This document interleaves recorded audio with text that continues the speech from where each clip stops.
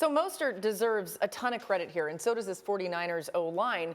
But at the end of the day, I present this without comment. Jimmy G threw the ball 8 times. Jimmy, San Fran, come Super Bowl Sunday, you're going to need more than 8 passes, boss. And here's the thing. There is some confidence left.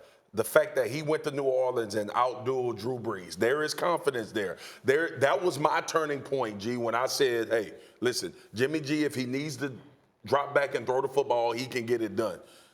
With that being said, we've praised Pat Mahomes. Pat Mahomes is going to put pressure on 10. He's going to put pressure on Kyle Shanahan's play calling for as great it has been. I think that is why this Super Bowl matchup is so intriguing. Not only do you have the fact that this defense is magnificent and they play and they ball hawks and they can get after the quarterback, there also is another element to this.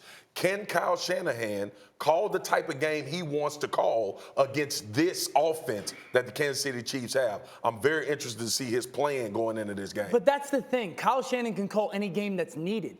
Everyone's going to sit there and be like, man, Jimmy G is going to be different. The same guy that we're going to sit here and praise for their run design is going to be the same cat dialing up their pass game stuff. Jimmy G will be just fine in the moment. But here's the difference, right? Spagnuolo's going to have 2 weeks because what we call that eye trickery, right? They're playing with your eyes, but really much when you break down the concepts, it's the same thing. It's high-lows, it's getting to the edge. It's like the West Coast offense, but it's disguised as something else. Spagnuolo's going to have something for him. Kyle Shanahan's going to have to adjust. Jimmy G's going to have to make some plays down the field.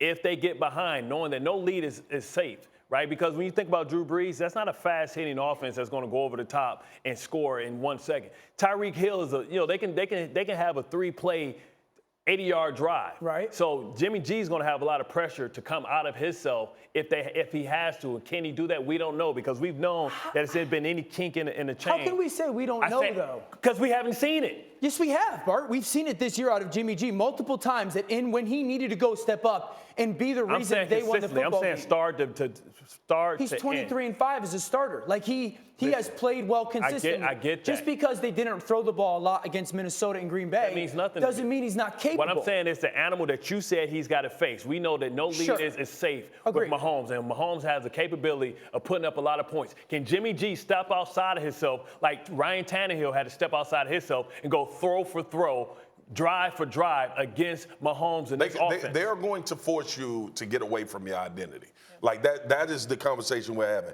Kansas City has shown that at some point during the game, you're going to have to be a little bit uncomfortable with what you normally love to do.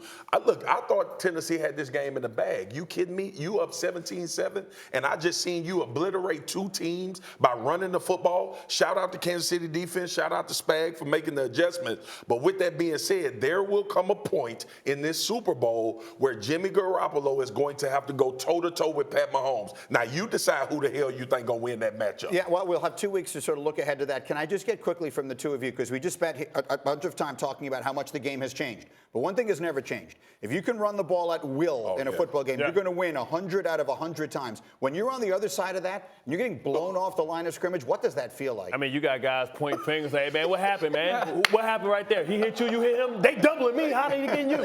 And, I mean, you see guys pointing fingers. It breaks your soul because this is a physical outfit that hits you in the mouth, and you have no answers. Yes. It's no scheme. It's nothing you can draw up that makes you feel confident that, hey, we're going to be able to stop them consistently. The bottom line is this, G. You find out if you got real friends on your team or y'all just play on the same team. Thank you for watching ESPN on YouTube. For more sports, more analysis, download the ESPN app. And for live streaming sports and premium content, subscribe to ESPN+. We'll see you there.